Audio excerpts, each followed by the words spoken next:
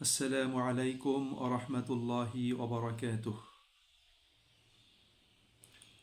পরম করুণাময় আল্লাহ তাআলা বলেন, ফাস্তাবিকুল খায়রাত। সুতরাং তোমরা কল্যাণের পথে পারস্পরিক প্রতিযোগিতার মাধ্যমে অগ্রসর হও। অন্য আয়াতে আল্লাহ তাআলা বলেন, ফাফিররু ইলাল্লাহ।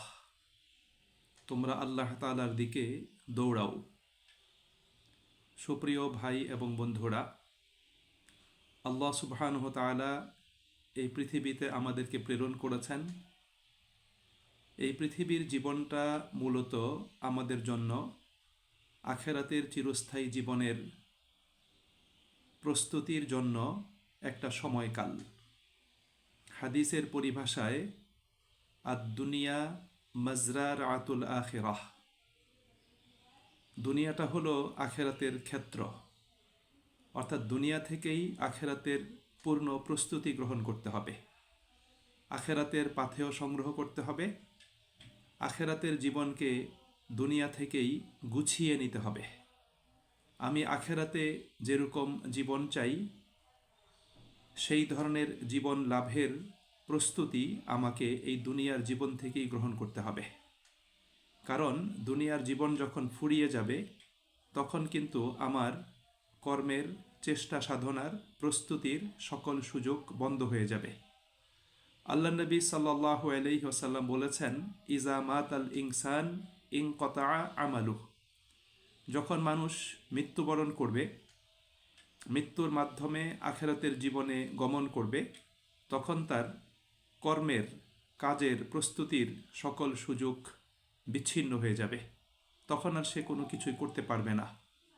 সুপ্রিয় ভাই এবং বন্ধুরা, দুনিয়ার জীবনটা যেমন দুনিয়ার সফলতার জন্য একটা সময়কাল, একটা কেরিয়ার গঠনের মুহূর্ত, ঠিক দুনিয়ার জীবনটা আখেরাতের কেরিয়ার গঠনের জন্য একটা সময়কাল এবং মুহূর্ত।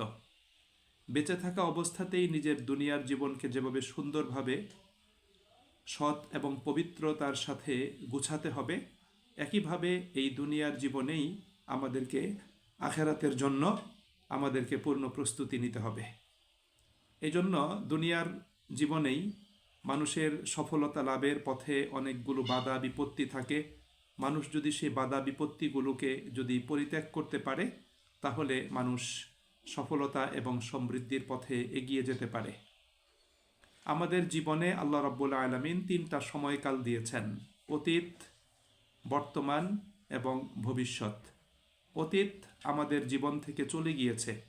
এই অতীত সময়কালটাকে আমরা কখনোই ফিরে পাবো না। তবে অতীত থেকে আমাদেরকে শিক্ষা গ্রহণ করতে হবে।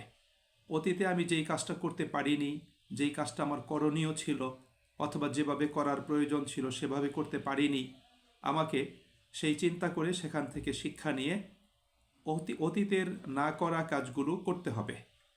এবং যেই কাজগুলো করার প্রয়োজন ছিল, যেগুলোকে আমি উপেক্ষা করেছিলাম, সেই কাজগুলো করতে হবে। অর্থাৎ যেই কাজগুলো যেই মানের হওয়ার উচিত ছিল সেই মানে হয়নি, সেটাকে এখন মানসম্মতভাবে সেটাকে সম্পাদন করার জন্য চেষ্টা করতে হবে। অর্থাৎ অতীতে আমার যে ঘাটতিগুলো ছিল, সেই ঘাটতিগুলো এখন পুষিয়ে নিতে হবে। এই জন্য অতীতে আমাদেরকে আটকে থাকা যাবে না। আমি অতীতে যেমন ছিলাম এখনও সেভাবেই থাকবো, এটা কিন্তু কোনো সফলকাম মানুষের বৈশিষ্ট্য হতে পারে না।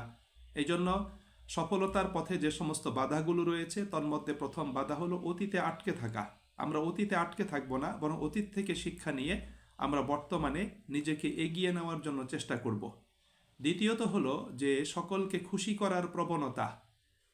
সুপ্রিয় ভাই এবং বন্ধুরা, জেনে রাখবেন যে দুনিয়ার সকল মানুষ আপনার প্রতি খুশি হবে না। আপনার সকল কাজ, আপনার সকল আচরণ সব মানুষ খুশি হবে এমনটা নয়। কিছু মানুষ খুশি হবে, আবার কিছু মানুষ তাদের তারা অখুশি থাকবে, তারা আপনার প্রতি সন্তুষ্ট হবে না। এই জন্য সকলকে খুশি করার মানসিকতার প্রয়োজন নেই, বরং আমাদেরকে চিন্তা করতে হবে যে আমি কাজটা সঠিকভাবে করছি কিনা, আপনার কাজে আপনি সন্তুষ্ট কিনা। আপনার কাজটাকে পর্যালোচনা করে দেখতে হবে যে আপনি কোনো ভুল কাজ করছেন কিনা। আপনাকে সঠিক কাজ করতে হবে, আপনার দ্বারা কারো কোনো অধিকার নষ্ট হচ্ছে কিনা সেটা আপনি দেখবেন, কিন্তু সকলকে খুশি করার কোনো প্রয়োজন নেই। দুনিয়ার মানুষ সব তো আল্লাহ পাকের প্রতিও খুশি না, দুনিয়ার সব মানুষ তো নবী সাল্লাল্লাহু আলাইহি ওয়াসাল্লামের প্রতিও খুশি না, দুনিয়ার সকল মানুষ ইসলামের মতো একটা পরিপূর্ণ সুন্দর একটা জীবন ব্যবস্থা পেয়েও মানুষ কিন্তু খুশি না। এই জন্য দুনিয়ার মানুষকে খুশি করা কঠিন, আল্লাহ পাককে খুশি করাটা সহজ। এই জন্য মানুষকে খুশি করার পেছনে না ছুটে আমাদেরকে উত্তম কর্মের মাধ্যমে আল্লাহ তাআলাকে খুশি করার জন্য চেষ্টা করতে হবে। এরপরে 3 নম্বর হলো, প্রত্যেক মানুষকে আল্লাহ রাব্বুল আলামিন কাজ করার শক্তি এবং সামর্থ্য দান করেছেন। এখন কোনো মানুষ যদি তার শক্তি সামর্থ্য যোগ্যতার চাইতে কম কাজ করে, তাহলে এটা তার জন্য সফলতার ক্ষেত্রে বড় একটা বাধা। এই জন্য আমাদেরকে নিজের সামর্থ্য অনুযায়ী কাজ করতে হবে, বরং সামর্থ্যের চাইতে বেশি কাজ করার জন্য চেষ্টা করতে হবে। আল্লাহ আমাকে যতটুকু সামর্থ্য দিয়েছেন, যতটুকু সক্ষমতা দিয়েছেন, আমাকে চেষ্টা করতে হবে আমার সামর্থ্য এবং সক্ষমতার আলোকে আমাকে অধিক পরিশ্রম করে আমাকে কাজ করার জন্য চেষ্টা করা। আমি যত বেশি কাজ করব তত বেশি ফল আমি দুনিয়াতেও পাবো এবং আল্লাহ পাকের নিকট থেকে আখেরাতেও পাবো। আল্লাহ তাআলা কোরআনে বলেছেন যে লাইসালিল ইনসানি ইল্লা মা সাআ, প্রত্যেক মানুষ তার পরিশ্রম অনুযায়ী সে ফল ভোগ করবে। এই জন্য আমাদেরকে পরিশ্রমটা করতে হবে, আমাদের সামর্থ্য এবং সক্ষমতাকে পরিপূর্ণরূপে কাজে লাগাতে হবে।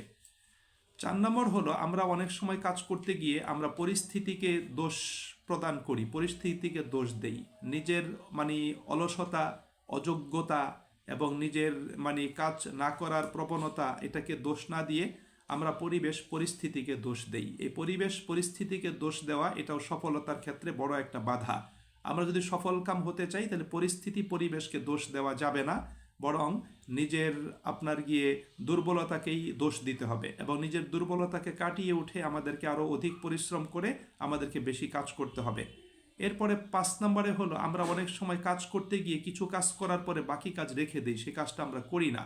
আমরা ছোটবেলা উর্দু কিতাবে পড়েছিলাম, আজ কা কাম কাল পর না ঢাল, অর্থাৎ আজকের কাজটা আগামী দিনের জন্য রেখে দিও না।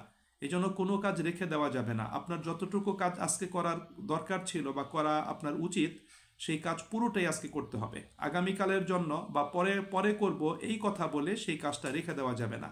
আমাদের সমাজে অনেক মানুষই আছে, একটা ভালো কাজ করার জন্য বললে তারা বলে আগামীকাল থেকে শুরু করব, বিকাল থেকে শুরু করব, রাত থেকে শুরু করব, সকাল থেকে শুরু করব। এটা কিন্তু সফলতার ক্ষেত্রে সমৃদ্ধি লাভের পথে এটা সবচেয়ে বড় একটা বাধা। এই জন্য কাজ কখনোই কোনো অবস্থাতে অর্ধেক বা 4 ভাগের 1 ভাগ বা 3 ভাগের 1 ভাগ রেখে দেওয়া যাবে না। পূর্ণ কাজটা সুসম্পন্ন করার জন্য আমাদেরকে চেষ্টা করতে হবে। 6 নম্বরে হলো যে একঘেয়েমিকে ভয় পাওয়া। আমরা অনেক সময় কাজ করতে গিয়ে আমাদের একঘেয়েমি আসে এবং একঘেয়েমি আসবে এই জন্য আমরা সেই কাজটা করি না। আমাদের একঘেয়েমিটাকে ভয় পেলে এটাকে চলবে না, বরং এই ভয় পাওয়াটাকে আমাদের পরিত্যাগ করতে হবে। বরং আমাদের কোনো কাজ করতে গেলে, একই ধরনের কাজ করতে গেলে একটু একঘেয়েমি আসবে, বাট সেই একঘেয়েমিটা কিন্তু কাজ করতে করতে একসময় দূর হয়ে যাবে যখন আমি সফলতা লাভ করতে সক্ষম হব।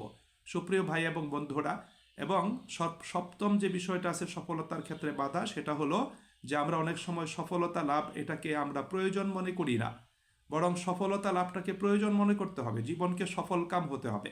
আল্লাহ রাব্বুল আলামিন কোরআনুল কারীমে সূরা কাসাসের ভিতর বলেছেন যে ওয়াবতাগি ফীমা আতাকাল্লাহুদ দারাল আখিরাহ ওয়া লা তানসা নাসিবাকা মিনাদ দুনিয়া ওয়া আহসিন কামা আহসানাল্লাহু ইলাইক ওয়া লা তাবগিল ফাসাদা ফিল আরদ ইন্নাল্লাহা লা ইউহিব্বুল মুফসিদিন।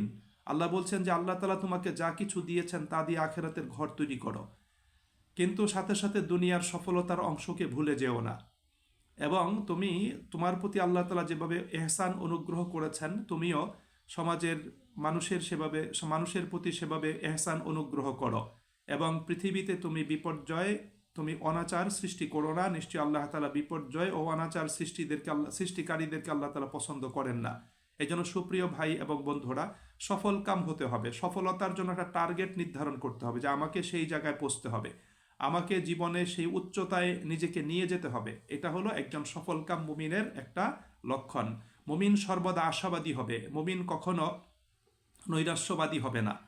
আমাদেরকে আশাবাদী হতে হবে যে না, প্রচলিত যে সিস্টেম আছে, যে ব্যবস্থাপনা আছে, এটাকে পরিবর্তন করতে হবে। আমাদেরকে একটা ভালো সিস্টেম, ভালো পরিবেশ, ভালো পরিস্থিতি আমাদেরকে তৈরি করতে হবে। সমাজ বদলানোর, সামষ্টিক মানুষের জীবন পদ্ধতি, তাদের দৃষ্টিভঙ্গি পরিবর্তনের জন্য আমাদের প্রত্যেককে চেষ্টা করতে হবে। এই জন্য আসুন আমরা প্রত্যেকেই নিজেরা সফলতার জন্য চেষ্টা করি এবং সমাজের সামগ্রিক পরিবর্তনের জন্য, সমাজের মানুষের পরিবর্তনের জন্য, সমাজের মানুষের সার্বিক সফলতার জন্য আমরা নিজেরা চেষ্টা করি এবং তাদেরকে পথ দেখাই। ইনশাআল্লাহ সকলের সম্মিলিত প্রচেষ্টায় সমাজ উন্নত হবে, সমাজ সমৃদ্ধির পথে এগিয়ে যাবে, সমাজের সকল মানুষ সফল কাম হতে সক্ষম হবে। আল্লাহ আমাদের সকলকে সঠিক বুঝ দান করুন এবং আল্লাহ তাআলা আমাদেরকে সবাইকে নিয়ে কল্যাণের পথে অগ্রসর হওয়ার তৌফিক দিন। আসসালামু আলাইকুম ওয়া রাহমাতুল্লাহি ওয়া বারাকাতুহু।